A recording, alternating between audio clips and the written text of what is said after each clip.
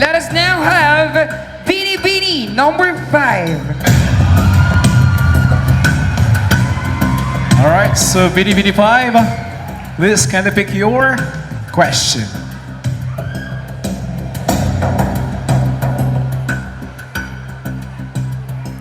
Alright, so your question is, if you could meet any famous person in history, who would that be and why? Again, if you could meet any famous person in history, who would that be and why? In Tagalog, kung ikaw ay may pagkakataon na makasalamuha ang isang kilalang personalidad sa ating kasaysayan, sino ito at bakit?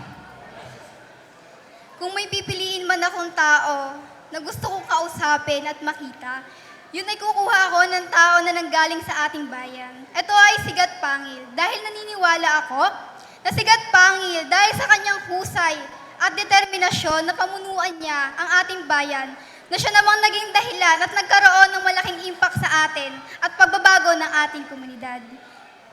Lamang po at maraming salamat.